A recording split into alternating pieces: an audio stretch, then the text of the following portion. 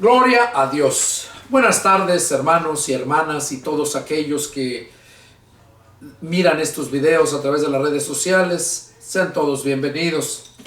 Soy el pastor evangelista Pedro Delgado y vamos a continuar con los estudios parafraseando el Nuevo Testamento. Estamos en la epístola de San Pablo a los Efesios. Vamos a continuar con el estudio número 2. Y la lectura es en Efesios capítulo 1, versos del 15 en adelante.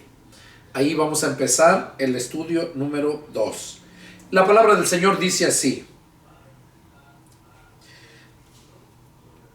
Dice: por esta causa también yo, habiendo oído de vuestra fe en el Señor Jesús y de vuestro amor para con todos los santos, no ceso de dar gracias por ustedes, haciendo memoria de ustedes en mis oraciones, para que el Dios de nuestro Señor Jesucristo, el Padre de gloria, les dé espíritu de sabiduría y de revelación en el conocimiento de Él, alumbrando los ojos de vuestro entendimiento, para que sepan cuál es la esperanza a que Él los ha llamado, y cuáles las riquezas de la gloria de su herencia en los santos, y cuál la supereminente grandeza de su poder para con nosotros, los que creemos, según la operación del poder de su fuerza, la cual operó en Cristo, resucitándole de los muertos y sentándole a su diestra en los lugares celestiales, sobre todo principado y autoridad y poder y señorío, y sobre todo nombre que se nombra no solo en este siglo, sino también en el venidero, y sometió a todas las cosas bajo sus pies, y le dio por cabeza sobre todas las cosas a la iglesia, la cual es su cuerpo, la plenitud de aquel que todo lo llena en todo. Bueno, vamos a analizar este punto aquí.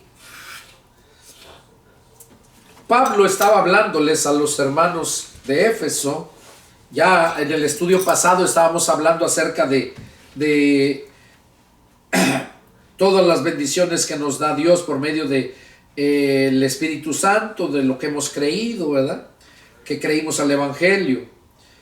Y luego Pablo dice que por esta causa, o sea, porque nos escogió y nos predestinó y tenía todo para nosotros, el Padre, en Jesús.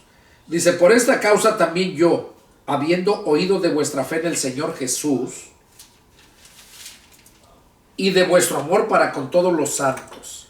Pablo se había dado cuenta que los hermanos de la iglesia de Éfeso se habían convertido a Cristo, pero de verdad tenían una fe muy grande. Pablo había oído de esa fe que tenían en el Señor Jesús, y que esa fe en el Señor Jesús también dice que había oído de el amor que tenían los hermanos de Éfeso para con todos los santos. Tenían ese amor. Y luego dice: por esta causa, dice, no ceso de dar gracias por ustedes, haciendo memoria de ustedes en mis oraciones. O sea, Pablo dice: no ceso, no paro de dar gracias a Dios por ustedes. Dice: haciendo memoria de ustedes en mis oraciones, para que el Dios de nuestro Señor Jesucristo, o sea, para que Dios, el Dios de nuestro Señor Jesucristo, o sea, el Padre de gloria, les dé espíritu de sabiduría. Oigan, hay espíritu de sabiduría y el espíritu de error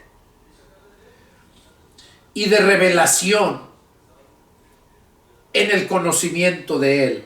O sea, lo que da a entender aquí que Pablo estaba orando para que les diera espíritu de sabiduría y les diera espíritu de revelación en el conocimiento de Cristo. Lo amaban, se convirtieron y como tenían una fe muy grande en él, creyeron en él de corazón. Y por esa razón Pablo estaba orando por ellos. Y en sus oraciones, que dice que hacía sus oraciones intercediendo por ellos, la oración de Pablo era que les diera espíritu de sabiduría y de revelación. Eso era la petición de Pablo a Dios por los hermanos de la iglesia de Éfeso, que Dios les diera sabiduría y revelación en el conocimiento de él. ¿Por qué? Porque Pablo se había dado cuenta que aquellos de verdad se habían convertido y mostraban el amor con los demás hermanos. No había esa avaricia, esos que hermano, présteme tanto, y nomás vividores, saqueadores. No, eran hermanos que de verdad amaban a los hermanos de Éfeso, y por esa razón Pablo se dio cuenta de su grande amor que sentían por la iglesia, por los santos, y la grande fe que tenían. Entonces Pablo clamaba a Dios que les diera sabiduría, espíritu de sabiduría y de revelación. Oigan, espíritu de sabiduría y de revelación en el conocimiento de Cristo. O sea, que ya habían creído en Cristo, se habían convertido a Cristo, mostraban el amor de Cristo, pero ¿qué faltaba? ¿Qué es lo que falta después de que nos convertimos a Cristo? Que conozcamos al Señor. Nos convertimos a Él porque nos hablaron de Él, nos convencieron y lo aceptamos. Y nacemos del Espíritu. Y cuando nacemos del Espíritu somos nuevas criaturas. Y ahí es donde empieza nuestro aprendizaje. Debemos de conocer al Señor. Y eso lo vamos a lograr cuando nosotros nos adentramos a las Escrituras para conocerlo, para escuchar su doctrina, o sea, su enseñanza. Por eso allá segunda de Juan versos 9, 10 y 11 dice que si alguno se extravía y no persevera en la doctrina de Cristo, no tiene a Dios. Que el que persevera en la doctrina de Cristo, ese sí tiene al Padre y al Hijo.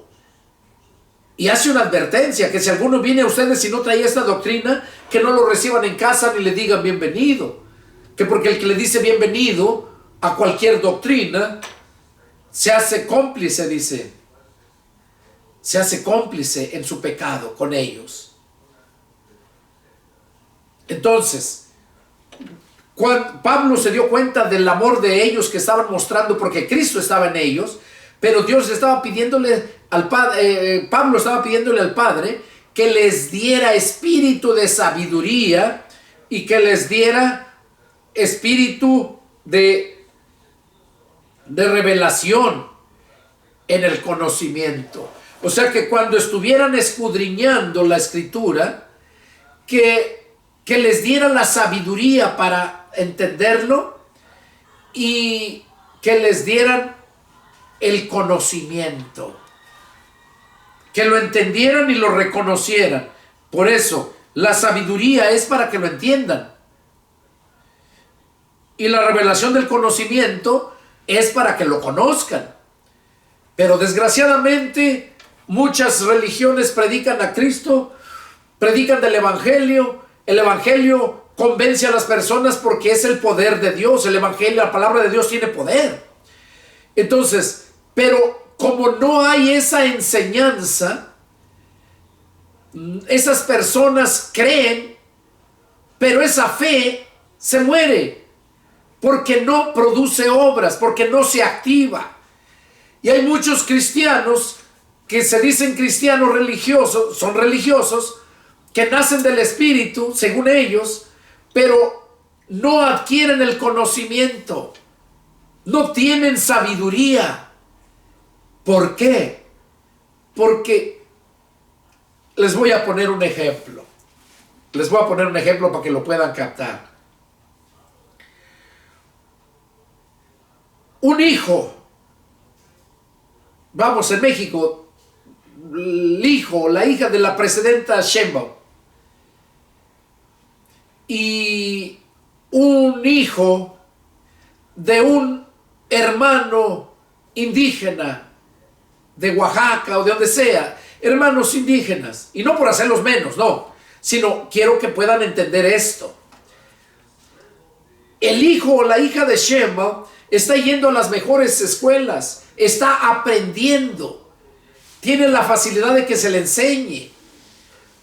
Pero una persona de un pueblo indígena, de los hermanos, no es igual.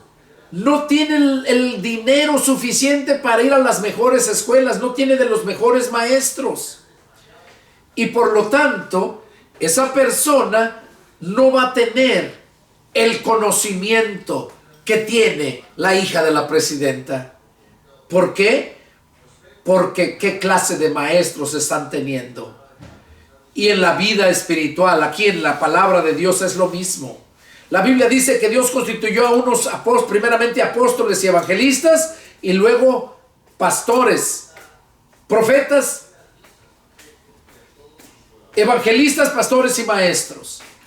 Entonces, si esos maestros o esos pastores o esos evangelistas son los que Dios llamó, los que te están instruyendo, haz de cuenta que eres como la hija de Sheinbaum que está en los mejores colegios, tiene los mejores maestros, porque te van a enseñar. Pero si no es así, si tú te están enseñando esos falsos maestros, esos falsos apóstoles, falsos evangelistas, falsos pastores, y falsos quiere decir que no fueron puestos por Dios, fueron puestos por ellos mismos o por su religión. Entonces, ¿qué clase de enseñanza te van a dar? Ellos tienen sus limitaciones. Y hasta ahí. Está como los maestros que enseñan en la primaria. Tienen sus limitaciones. Pero ¿qué va a un maestro catedrático de las universidades? No se compara un maestro de esos a un maestro de la primaria. Y no digo por menospreciar a los maestros de la primaria, no. Son necesarios. Pero me refiero a el conocimiento. El conocimiento es mucho más amplio de aquellos que están preparados. Por eso Pablo dice que debemos de estar preparados para presentar defensa del evangelio. Y aquellos que fuimos llamados, nos preparamos en lo intelectual, lo que concierne a nosotros aquí en esta tierra, pero Dios nos da la sabiduría para aprenderlo, lo intelectual aquí, y también lo espiritual, Él nos lo da para que nosotros también nos da la revelación. O sea, la sabiduría aquí en lo intelectual y la revelación es en lo espiritual, donde nos revela todas las cosas. Cuando nos ponemos a escudriñar la palabra de Dios, ahí es donde Dios nos va revelando a sus siervos. Dice que en particular le revela todas las cosas. Entonces, y no es porque Dios haga acepción de personas, no, sino es que Él llamó a unos con ese propósito para ese ministerio y Él no cambia. Dice que irrevocables son los dones y el llamamiento de Dios. Entonces, si Dios te llamó al ministerio, tú vas a ser ese miembro, ese siervo de Dios y vas a tener todo el conocimiento, la revelación, la sabiduría. De hecho, tengo una predicación donde habla de los 4 elementos que debe de tener el siervo de Dios. Te lo recomiendo. Está muy tremendo esa predicación. Los 4 elementos para reconocer al siervo de Dios. Entonces, cuando nosotros fuimos llamados por Dios, nos da la sabiduría, nos da la revelación, el conocimiento. Dice la Escritura que Él nos hace ministros competentes a los que Él llamó. Por eso no cualquiera puede ser tu maestro, no cualquiera puede ser tu pastor, sino aquellos que Dios llamó. Y de eso sabemos muy pocos, porque la mayoría son religiosos.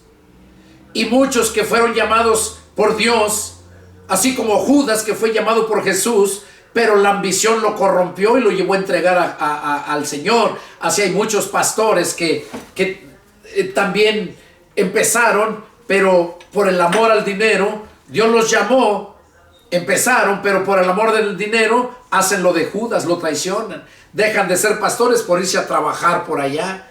Y más si son pastores en lugares rurales donde no hay dinero y que ellos van por el dinero. Allá en los lugares rurales vamos a predicar para bendecirlos, para ayudarlos, no para sacar dinero de allá. No, es para bendecirlos, para ayudarlos. Y aún allá, los hermanos, cuando llego, y los digo por mí, porque yo lo he vivido, cuando llego ya no hayan que ofrecerme, no dinero, pero sí me ofrecen un agua fresca, me ofrecen fruta de la que tienen ahí, o matan un animalito y me hacen una comidita. Son agradecidísimos. Y eso es algo bien hermoso, que Dios dice que por un vaso de agua que le den a uno de sus siervos, no van a perder su recompensa. Qué precioso es vivir la vida en el Señor, créanme. Y luego dice, sigue diciendo aquí el Señor, dice, para que el Dios de nuestro Señor Jesucristo, el Padre de gloria, les dé espíritu de sabiduría y de revelación en el conocimiento de Él, alumbrando los ojos de vuestro entendimiento. Oiga, alumbrando los ojos de nuestro entendimiento. Él es el que nos da todo eso. Y luego aquí dice, ¿para qué nos da el entendimiento? No para que te hagas famoso y te des a conocer tú, para que hagas dinero, lucres con la palabra como muchos perros lo hacen. No, dice que aquí te alumbran los ojos de tu entendimiento para que sepas tú y también lo des a conocer tú a los demás cuál es la esperanza a que Él nos ha llamado y cuáles las riquezas de la gloria de su herencia en los santos. O sea, cuáles son las riquezas para sus santos, para la herencia de sus santos. Él es el que nos da ese alumbramiento a los ojos de nuestro entendimiento. ¿Y cuál la superminente grandeza de su poder para con nosotros los que creemos? O sea, para que veamos también, para que sepamos y veamos cuál es la superminente grandeza de su poder para con nosotros. Pues mire, analice su vida. Si usted es un cristiano espiritual, se va a dar cuenta todo lo que usted ha superado, cómo Dios lo ha transformado de victoria en victoria, porque es por el poder de Dios. Las luchas que tenemos contra el diablo no son luchas carnales, como dijo Pablo. No es con espada, no es con ejército que vamos a vencer, sino con el poder de su Santo Espíritu, porque son luchas espirituales de maldad en las regiones celestes, y eso solo con el poder de su Santo Espíritu. Y por el poder de su Santo Espíritu es que este que te está hablando está aquí presente, todavía sigue adelante en estos 33 años. Por el poder de su Santo Espíritu me ha librado, me ha liberado, porque el diablo siempre va a tratar de aprisionarte, de detenerte, de esclavizarte, pero el que empezó la obra en ti no la va a perfeccionar, y Él mismo ha dado en ti el poder del Espíritu para vencer. Tú solamente tienes que activar el poder, alimentarte con la palabra de Dios, alimentar tu espíritu con la palabra, no nada más alimentar tu carne. Por eso el Señor Jesús dijo que no solamente de pan iba a vivir el hombre, sino de toda palabra que sale de la boca de Dios. Y para que tú puedas vencer en todo momento, necesitas la palabra de Dios alimentando tu espíritu y tu alma, y entonces vas a vencer siempre. Porque la Escritura dice que el Señor nos ha hecho en Cristo Jesús más que vencedores. O sea, no vencedores, más que vencedores. Eso es en el Señor. Sigue diciendo. Dice,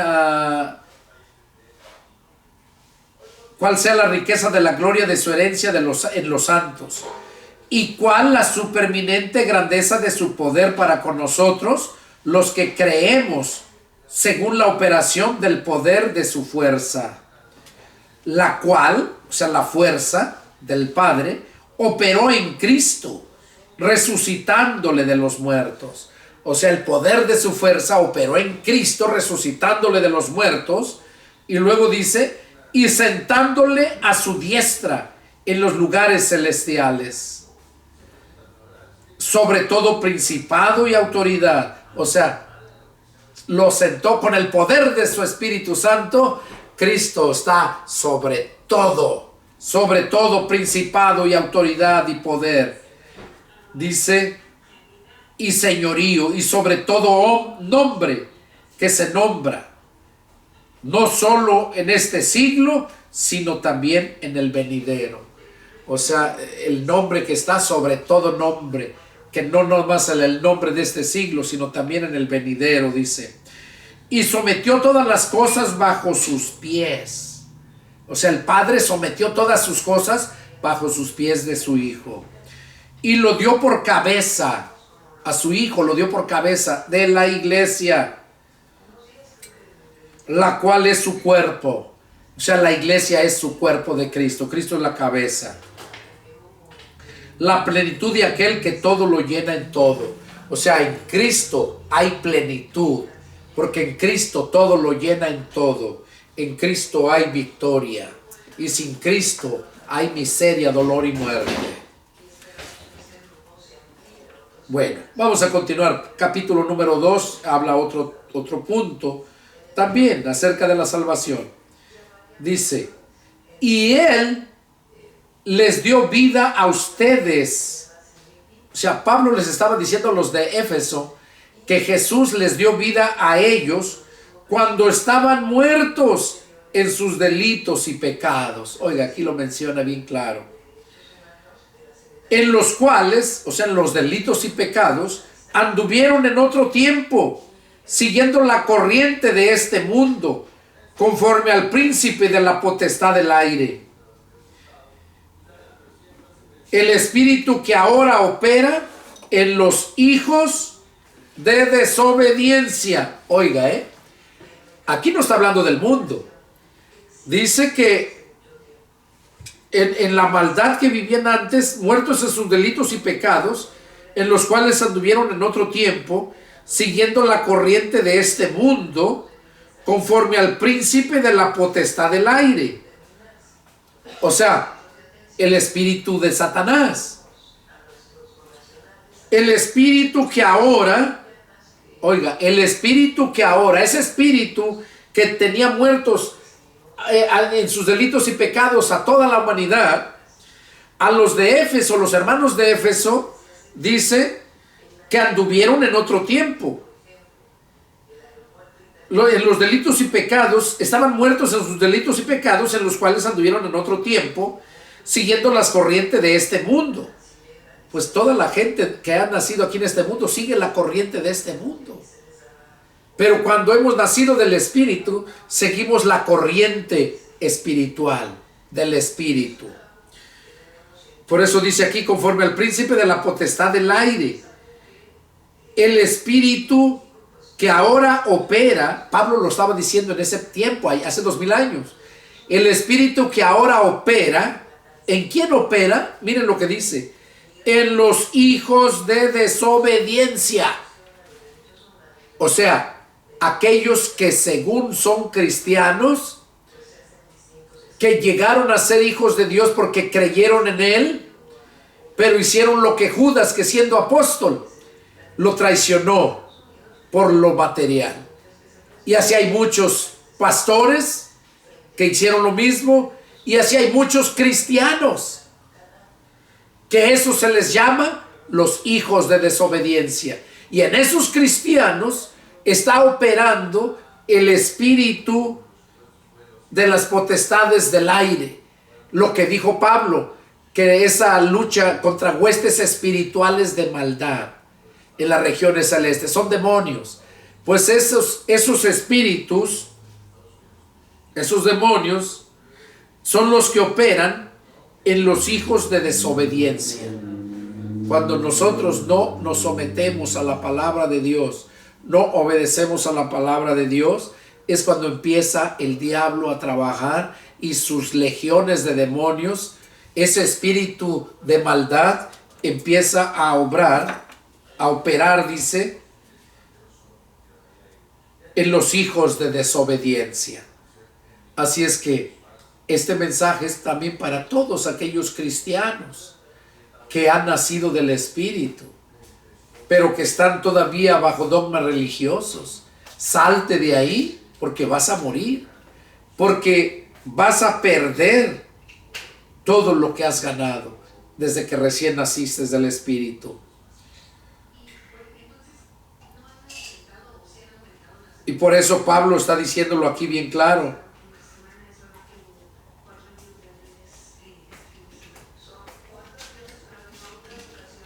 El espíritu que ahora opera en los hijos de desobediencia, entre los cuales también todos nosotros vivimos en otro tiempo. Oiga, entre los cuales, dice Pablo, se cuenta ahí, todos nosotros vivimos en otro tiempo. Claro, cuando antes de conocer a Cristo, antes de creer al Evangelio, éramos hijos del diablo. No éramos hijos de desobediencia, no, éramos hijos del diablo. Los hijos de desobediencia son los cristianos que no han madurado y no obedecen a la palabra de Dios, y es ahí donde operan ese espíritu de maldad, opera en los hijos de desobediencia, es lo que está diciendo. Entre los cuales también todos nosotros vivimos en otro tiempo, lo vivimos, en los deseos de nuestra carne, haciendo la voluntad de la carne y de los pensamientos. O sea, hacíamos los deseos de nuestra carne y los deseos de nuestros pensamientos. Y éramos por naturaleza hijos de ira, lo mismo que los demás. Éramos por naturaleza hijos de ira, por no decir hijos del diablo, porque al diablo es el que le va a caer la ira de Dios. Y todos aquellos que no obedecieron al Evangelio, también les va a caer la ira de Dios. Por eso dice que éramos por naturaleza hijos de ira, lo mismo que los demás. Y cuando habla de esto, aquí vemos que habla de hijos de ira.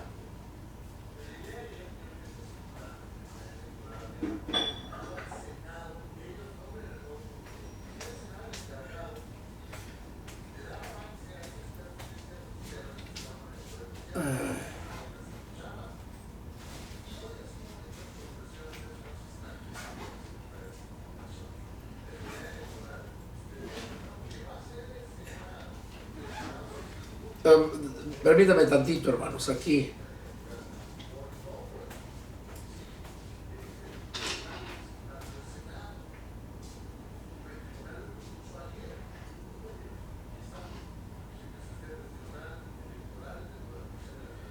Aquí habla de la ira de Dios. Dice en Hebreos 3:11, dice, por tanto juré en mi ira, no entrarán en mi reposo. Hebreos 4:3 dice, pero los que hemos creído entramos en el reposo de la manera que dijo, por tanto juré en mi ira, no entrarán en mi reposo. Los que no han creído el Evangelio están bajo la ira de Dios, esos son hijos de ira. Y en Hebreos 11:27 dice, por la fe dejó a Egipto, no temiendo la ira del rey, porque se sostuvo como viendo al invisible. O sea, el pueblo, Moisés, dice que dejaron a Egipto por la fe. Ahora,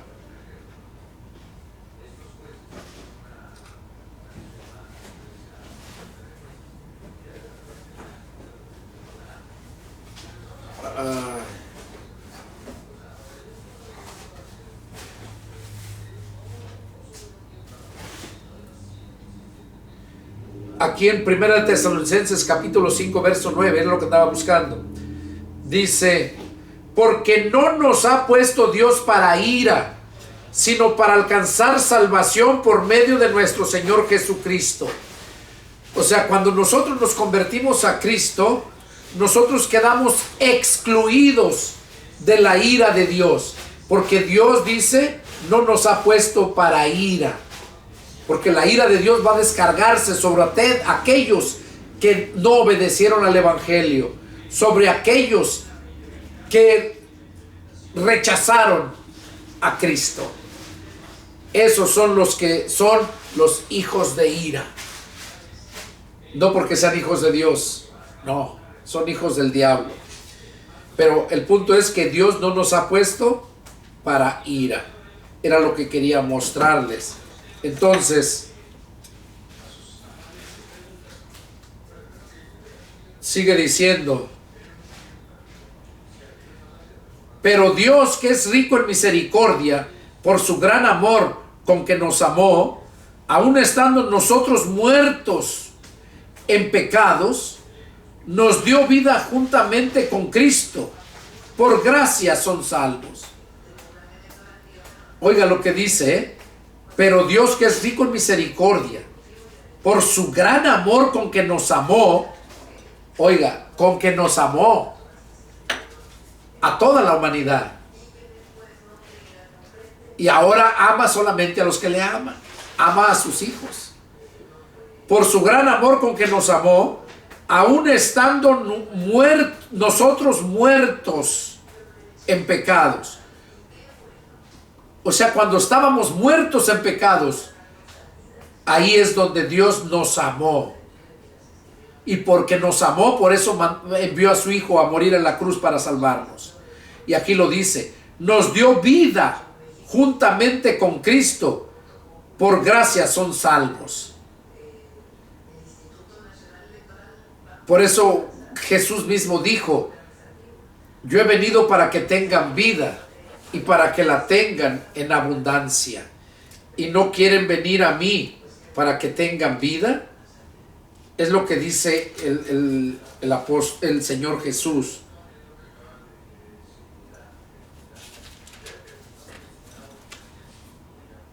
Aquí en el Evangelio de San Juan, capítulo 10, verso 9, Jesús dice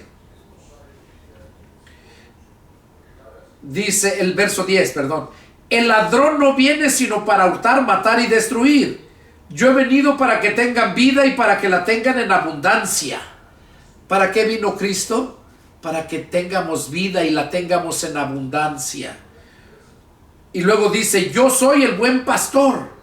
El buen pastor su vida da por las ovejas. Aquí está hablando él, que él es el buen pastor. Y el buen pastor su vida da por las ovejas. Y eso abarca también a los pastores que él nos llamó para ser pastores. El buen pastor su vida da por las ovejas.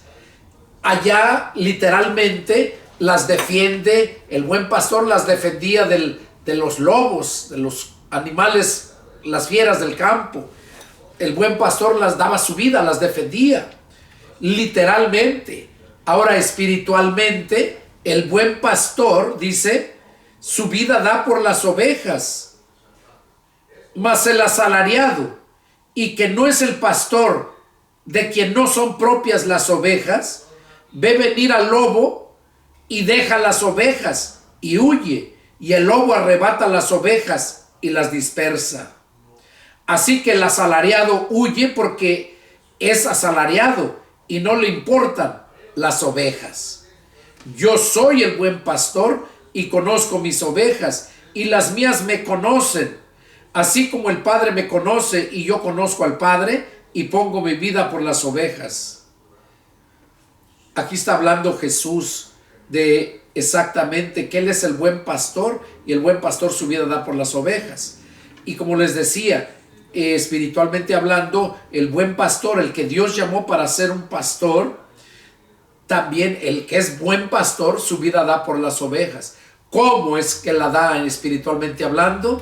Bueno, cuando dedica su tiempo para orar por ustedes, cuando dedica su tiempo para escudriñar la palabra, cuando dedica su tiempo para preparar el mensaje, el alimento que te va a dar. Lo que Jesús dijo, que no solamente de pan iba a vivir el hombre, sino de toda palabra que sale en la boca de Dios. Y allá en Mateo 24:45 dice: ¿quién es el siervo fiel y prudente al cual el Señor puso sobre su casa para que les dé el alimento a tiempo? Dios puso sobre su casa, que es la iglesia, el templo, la iglesia, puso al siervo fiel, al prudente, es el pastor, para que les dé el alimento a tiempo, que es la palabra de Dios, es el que da el buen pastor. Y el buen pastor siempre te va a dar un mensaje que Dios le da para que te lo dé a ti.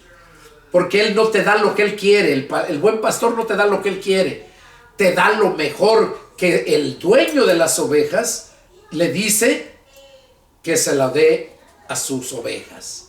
Y el dueño de las ovejas es Cristo. Y nosotros somos siervos de Jesucristo, pastores para la gloria de Cristo. Y vamos a darte lo que Él dice que te demos. Por eso qué importante es que estés seguro que el siervo de Dios, el pastor de la iglesia donde estás, sea un pastor de verdad puesto por Dios, constituido por Dios, por el Señor Jesús, y no un pastor asalariado como está hablando aquí. Dice que el pastor asalariado, ¿qué hace? El verso 12 dice: mas el asalariado, y que no es el pastor de quien no son sus propias las ovejas, ve venir al lobo y deja las ovejas y huye. O sea, las deja, ve venir al lobo. ¿Cuál es el lobo? El que devora, el que se come todo. Entonces, ¿qué está hablando aquí? Eso literalmente, pero espiritualmente, ¿qué es lo que nos quiere decir? Que el pastor asalariado es el que le pagan por un salario. Le pagan un salario para que haga ese trabajo. Pero que si no le pagan lo suficiente, si ve que no hay lo suficiente, no le pagan lo suficiente, que no le alcance, ¿qué hace? Se va y deja las ovejas. ¿Por qué? Porque no le importan las ovejas, porque él es un pastor asalariado, y de esos desgraciados hay muchos. Es lo que se vive en estos tiempos, y la Biblia dice que nosotros debemos de vivir por fe, andar por fe. Entonces, eso es lo que estamos leyendo acá en la escritura. Volvemos al Efesios. Dice: y juntamente con Él nos resucitó y asimismo nos hizo sentar en los lugares celestiales con Cristo Jesús, para mostrar en los siglos venideros la abundancia de riquezas de su gracia en su bondad para con nosotros en Cristo Jesús. O sea, para mostrarnos las riquezas de su gracia para los que le amamos. Y luego sigue diciendo en el verso 8, miren, ahí tiene lo bueno. Porque por gracia son salvos por medio de la fe, y esto no de ustedes, pues es un don de Dios. Nosotros somos salvos por la fe en Jesucristo, no por las obras de la ley, ni por las obras que hagas tú porque te enseñe tu religión a que debes de hacer buenas obras. Las buenas obras nacen dependiendo de la clase de árbol. Jesús lo ilustra con un árbol, que el buen fruto viene del buen árbol, que el mal fruto viene del mal árbol, que un mal árbol no puede dar buen fruto, ni un buen árbol puede dar mal fruto. Por eso Jesús dijo: por sus frutos los conocerán. Y lo que estamos viendo aquí dice que somos salvos por la gracia de Jesús, o sea, el regalo de Jesús, gracia, regalo, por el regalo que Jesús nos da, el perdón de pecados y la vida eterna, por medio de su sangre, su sacrificio. Y esto es por fe, o sea, creerlo. Y dice: y esto no es de ustedes, la fe misma no es de nosotros, sino pues es don de Dios. O sea, la fe nos la da Dios, es un don de Dios. Entonces, pero ¿cómo nos la da Dios? Ahí en Romanos 10:17 nos dice que la fe nos viene por el oír, y el oír la palabra de Dios. Entonces, no hay persona que pueda tener fe para alcanzar la salvación si no escudriña la palabra de Dios, si no entiende la palabra de Dios y si no pone por obra la palabra de Dios. Esas tres cosas las necesitas: escudriñar, entender y poner por obra. Y entonces es cuando te va a aumentar esa fe, Dios mismo, cuando tú escuchas, obedeces su palabra. La fe nos viene por el oír la palabra de Dios. Cuando tú escuchas una predicación, un mensaje, estás escuchando el mensaje que Dios le dio a su siervo para que el siervo te lo diera, el alimento a la congregación. Ese es el mensaje. Así es como tú vas a alimentarte. Y también estos estudios que estoy dando aquí se nombra, parafraseando el Nuevo Testamento. ¿Qué estoy haciendo aquí? Te estoy dando el alimento por medio de la exposición de esta palabra, para que la entiendas y así pueda aumentar tu fe. Dice, porque por gracia son salvos por medio de la fe, y esta no es de ustedes, pues es un don de Dios. Dios nos la regala. Verso 9. No por obras, para que nadie se gloríe. No por obras, o sea, las obras no nos salvan. Luego dice aquí, porque somos hechura suya, creados en Cristo Jesús para buenas obras. O sea que Dios nos hizo y nos creó en Cristo Jesús para buenas obras, las cuales Dios preparó de antemano para que anduviésemos en ellas. O sea, Dios preparó esas buenas obras en nosotros de antemano, o sea, desde antes que naciéramos, para que anduviéramos en esas buenas obras, para que fuéramos, como dice, santos y sin mancha. Pero eso no lo pudimos hacer, y por eso tuvo que venir Cristo para santificarnos con el poder de su Santo Espíritu y limpiarnos con su sangre preciosa todo pecado, toda mancha de nuestra alma. Ese es el punto que nos está hablando aquí el capítulo 2 de Efesios hasta el versículo 10. Vamos a continuar con otro punto en el verso 11. Por tanto, acuérdense de que en otro tiempo ustedes, los gentiles, en cuanto a la carne, eran llamados incircuncisos por la llamada circuncisión, hecha con mano en la carne. En aquel tiempo estaban sin Cristo, alejados de la ciudadanía de Israel y ajenos a los pactos de la promesa, sin esperanza y sin Dios en el mundo. Así es como estábamos nosotros en otro tiempo, los que ahora estamos con Dios y tenemos todo. Tenemos la ciudadanía que está en los cielos. Dice, pero ahora, en Cristo Jesús, ustedes, que en otro tiempo estaban lejos, han sido hechos cercanos por la sangre de Cristo. O sea, antes estábamos lejos, porque no conocíamos, no sabíamos nada. Pero cuando nos convertimos a Cristo, dice que entonces, en Cristo Jesús, nosotros que en otro tiempo estábamos lejos, hemos sido hechos cercanos por la sangre de Cristo. O sea, por la sangre y el sacrificio de Cristo nos acercó a Dios, nos reconcilió con Dios. Porque Él es nuestra paz, que de ambos pueblos hizo uno, derribando la pared intermedia de separación,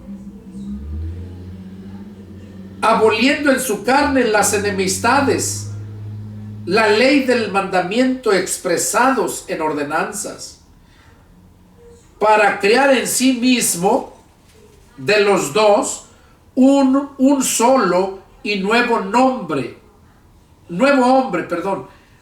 haciendo la paz, y mediante la cruz reconciliar con Dios a ambos en un solo cuerpo, matando en ella las enemistades.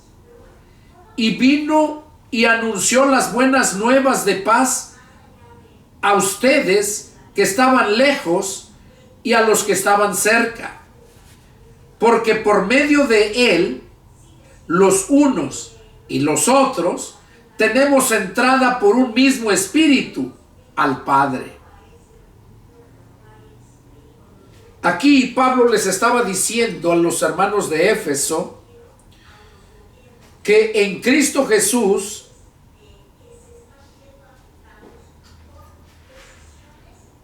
dice que nosotros antes, refiriéndose a los de Éfeso, eran llamados incircuncisos, al igual que todos los gentiles, por la llamada circuncisión, o sea, los judíos que se circuncidaban. Esa circuncisión hecha con mano en la carne, dice.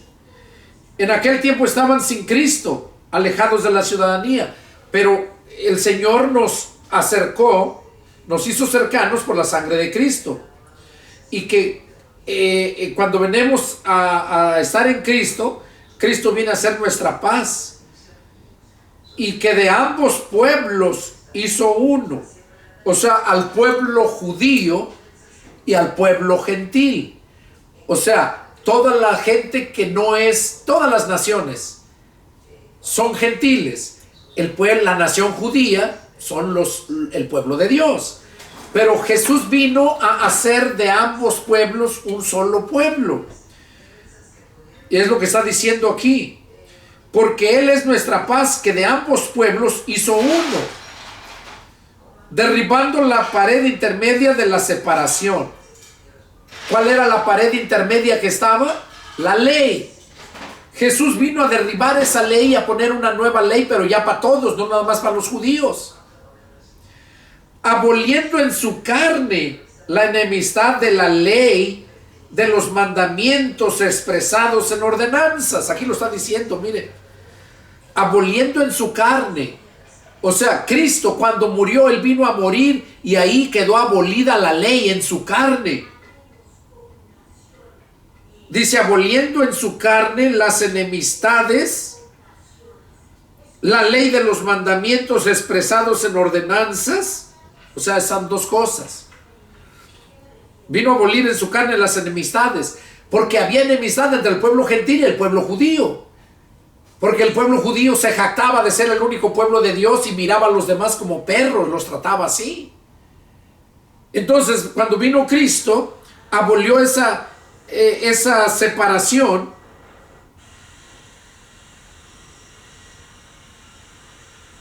Dice que abolió en su carne las enemistades la ley de los mandamientos expresados en ordenanzas. O sea, vino a abolir todo eso, toda la ley de los mandamientos, para crear en sí, o sea, para crear en sí mismo, o sea, en Cristo, de los dos, un solo y nuevo hombre, haciendo la paz. O sea, de los dos,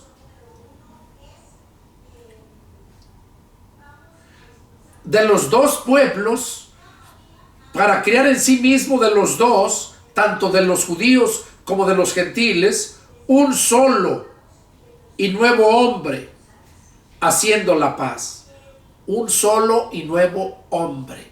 Sí, porque nosotros nos cambia, nos transforma y venimos a ser el nuevo hombre. Y mediante la cruz reconciliar con Dios a ambos en un solo cuerpo. O sea, ¿qué es? La iglesia. La iglesia es el cuerpo de Cristo. Mediante la cruz reconciliar con Dios a ambos en un solo cuerpo.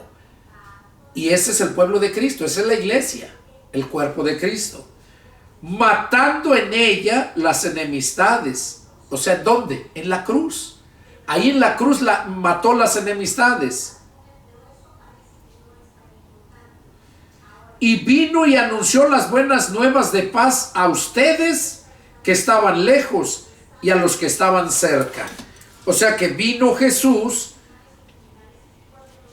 anunciando las buenas nuevas, o sea, el evangelio, eso es evangelio, buenas nuevas. Vino y anunció las buenas nuevas de paz a ustedes que estaban lejos, o sea, a los gentiles, y dice, y a los que estaban cercas, al pueblo judío. A los dos vino a anunciarles, dice, porque por medio de él, por medio de Cristo, los unos y los otros, tanto los judíos como los gentiles, tenemos entrada por un mismo espíritu al Padre. Tenemos entrada por un mismo espíritu al Padre. Recordemos que el Espíritu Santo vino allá en la fiesta de Pentecostés, cuando terminó la fiesta, que dice que estaban en el aposento alto como 120. Entre ellos estaba María, la madre del Señor, sus hermanos del Señor. Dice que estaban reunidos allá. Y allá fue donde vino el Espíritu Santo. Y allí recibieron el poder del Espíritu Santo, el sello de hijos de Dios. Dice, por ese mismo Espíritu, tanto los judíos, dice, los unos y los otros tenemos entrada por un mismo Espíritu al Padre.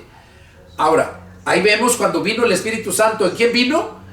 En los 120 que estaban allá. Pero esos 120 eran judíos. Judíos. Pero ya después vino a los gentiles. ¿Dónde vemos eso? Bueno, simplemente podemos ver cuando el etíope, ¿de dónde era el etíope? De Etiopía, África, continente africano, de allá era el etíope. ¿Y qué dice la Escritura? Que Dios envió a Felipe al desierto y allá encontró a este etíope, que era un hombre, dice que había ido a Jerusalén para adorar al templo de Jerusalén, y ya iba para Etiopía. De ahí iba, bueno, no iba para Etiopía, iba para Candace, la ciudad de Candace. Dice que la ciudad de Candace era donde estaba la reina de los etíopes. Dice que allá estaba y ya iba de regreso. Pero Dios conocía su corazón, que lo amaba de todo corazón y lo buscaba. Y por eso le envió a su siervo Felipe. Quizás tú también amas al Señor y has oído estos estudios, las predicaciones. Que por cierto, ahorita no he subido predicaciones, pero muy pronto. El Señor está preparando muchas cosas. Y debemos de dejarlo al tiempo de Él. Entonces, quizás estás oyendo todo esto. No es coincidencia, sino es porque Dios te ha puesto en tu corazón para que estés ahí enfrente y escuches esta palabra que te expone un siervo de Dios. Porque quiere hacerte parte del pueblo de Dios. De los dos pueblos, del judío y del gentil, hacer un solo pueblo. Un solo hombre. Hombre nuevo. O sea, nacido del Espíritu. Entonces aquí dice que por medio de él somos por el mismo Espíritu. ¿Qué vemos? ¿Qué hizo el etíope cuando le explicó Felipe las Escrituras? Lo creyó. Y lo creyó de todo su corazón. Y cuando iban caminando en el carruaje, dice que miró que había agua y le preguntó, aquí hay agua, ¿qué impide que yo sea bautizado? Dice, si puedes de todo corazón, bien puedes. Si crees de todo corazón, bien puedes. Y mandó parar el carro y los bajó y lo bautizó. Y ahí dice que el Espíritu Santo arrebató a Felipe y se lo llevó. Pero la Biblia no dice que el Espíritu Santo se metió a Felipe, al etíope, perdón. Pero cuando analizas la Escritura, dice que cuando subieron del agua, el Espíritu del Señor arrebató a Felipe, pero el etíope se fue gozoso su camino. ¿Y sabes qué representa eso? El gozo de la salvación. Porque cuando una persona nace del Espíritu, cuando una persona nace de nuevo, es algo tan hermoso que te da gozo, que no puedes tú con él. Te mantiene despierto, te mantiene algo sobrenatural, que sientes que andas como volando, no te sientes así. Eso lo viví yo hace 33 años. Ese es el nuevo hombre.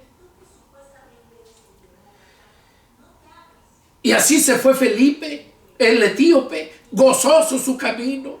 El etíope fue arrebatado por el Espíritu y lo llevó a otro lugar a seguir predicando.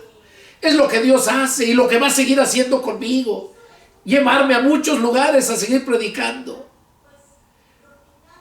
Espero pronto mi esposa termine de su trabajo, que ya está para terminar, retirarse, y consumir mi vida junto con ella, recorriendo todos los países, recorriendo y predicando el Evangelio hasta que mi Señor venga. Dios me tenía reservado para los últimos tiempos. Fue profecía que me dieron, nunca se me olvida. Y ahora lo entiendo el porqué. El diablo siempre me quiso apartar, me quiso destruir, pero Dios, que empezó la obra en mí, la va a perfeccionar. Y lo está haciendo. Está haciendo cosas maravillosas. Por eso estoy aquí explicándote la palabra, parafraseando el Nuevo Testamento. Espérate a las predicaciones. Yo sé que te van a hacer llorar, te van a quebrantar, porque cuando Dios habla, no hay quien quede callado, no hay quien no sea quebrantado cuando Dios habla. Y aquí vemos claramente que por ese mismo Espíritu entramos los dos al Padre, por ese mismo Espíritu que es el Espíritu Santo. Así que ya no somos extranjeros ni advenedizos, sino conciudadanos de los santos y miembros de la familia de Dios. Ya no somos extranjeros, como los judíos decían que eran extranjeros. Ahora somos conciudadanos. Conciudadanos de los santos, de los apóstoles y los primeros judíos que creyeron en Jesús. Esos son los santos, los primeros santos. Nosotros venimos a ser conciudadanos de los santos y miembros de la familia de Dios. O sea, venimos a ser hijos de Dios. Y luego dice, miren, edificados, o sea, y yendo creciendo, edificados, es haciendo crecer más. Dice, edificados sobre el fundamento de los apóstoles y profetas. Pero no estos desgraciados apóstoles y profetas de estos tiempos, no. Sino aquellos apóstoles que fueron llamados por Dios, aquellos profetas que fueron constituidos por Dios. Esos fueron los fundamentos, aquí lo dice, edificados sobre el fundamento de los apóstoles y profetas. Oiga, aquí ya no menciona evangelistas, pastores y maestros. Aquí está hablando que es el fundamento de los apóstoles y profetas. O sea, los profetas antes de Cristo que profetizaban de la venida de Cristo, del Mesías. Allá en Isaías 9:6 nos dice bien claro: porque un niño nos es nacido, hijo nos es dado, y el principado estará sobre su hombro, y por nombre se le llamará. Oiga, hablando en futuro, porque era profecía del profeta Isaías. Por nombre se le llamará maravilloso, consejero, Dios poderoso, Padre eterno, príncipe de paz. Ese es mi Señor Jesús. Estaba profetizado muchos años antes de que Él naciera, que una virgen iba a concebir, que fue María la mujer agraciada. Por eso aquí dice, edificado sobre el fundamento de los apóstoles y profetas. Como te digo, no de estos ratas que existen en este tiempo, sino en lo que quedaron escritos aquí los apóstoles y profetas. Ahorita solamente, como te digo, hay evangelistas, pastores y maestros. Tengo predicaciones ahí donde habla precisamente los tres ministerios que todavía existentes en este tiempo. Son los tres ministerios: evangelistas, pastores y maestros. Y como he dicho, el pastor viene a suplir el trabajo del profeta, porque el profeta era el que Dios le hablaba al profeta y el profeta le hablaba al pueblo. A hoy el pastor, Dios le da el alimento al siervo y el siervo lo cocina, lo prepara y lo da a la congregación. Ese es el trabajo del pastor. Y es lo que está diciendo aquí. Dice, edificado sobre el fundamento de los apóstoles y profetas. O sea, sobre lo que ya está escrito. No hay más que deba añadirse. Aquí el fundamento quiere decir los cimientos, la fundación. Para echar un segundo piso no le pones más cimientos. Nomás son los primeros. Son los de la carga. Son los apóstoles y profetas. Es lo que está diciendo aquí. Fundamento. Y si no me crees, mira en un diccionario. ¿Qué quiere decir fundamento? Y ahí te vas a dar cuenta. En inglés le dicen foundation. En español le decimos fundación o cimientos. Entonces aquí por eso dice, edificado sobre el fundamento de los apóstoles y profetas, siendo la principal piedra del ángulo Jesucristo mismo. Oiga, aquí está hablando ya de la piedra. ¿Cómo se construye el fundamento? Con piedras. No le pones tabiques, no le pones otra cosa, le pones piedras para que aguante. Esos son los cimientos, las piedras. Dice que nosotros somos piedras vivas. Siendo la principal, por eso dice, irá siendo la principal piedra del ángulo, Jesucristo mismo. Él es la piedra principal. El resto somos piedras vivas. Y estamos siendo edificados sobre el fundamento que es de los apóstoles y profetas que ya están. Ellos son los que empezaron. En quien todo el edificio, oigan, aquí dice que se va construyendo. En quien todo el edificio bien coordinado va creciendo para ser un templo santo en el Señor. Entonces nosotros vamos creciendo en conocimiento para ser un pueblo santo, para ser un templo santo para el Señor, en el Señor. O sea, nosotros somos templo del Espíritu Santo y debemos ir creciendo en conocimiento, en santidad, en pureza, para que lleguemos a ser ese templo santo en el Señor. En quien ustedes también, Pablo estaba diciéndole eso a los de Éfeso, en quien ustedes también son juntamente edificados para morada de Dios en el Espíritu. O sea, ustedes también, Éfesos, son juntamente, dice, edificados. O sea, están siendo edificados con nosotros, siendo un solo cuerpo, que es la iglesia, para morada de Dios en el Espíritu, para que el Espíritu de Dios more en nosotros. Este es el punto más importante. Espero que hayan entendido, hermanos. Este estudio es algo tan hermoso que yo me gocé mucho. Me recordaba yo mis primeros tiempos y cómo fue cuando yo llegué a los pies de Cristo. Y bueno, deseo de todo mi corazón que Dios haya hablado a sus vidas. Y si tienen alguna duda, pregunta, una vez más les digo, llámenme y con gusto atenderé su llamado. Que el Señor los bendiga y nos vemos la próxima. Adiós, hermano.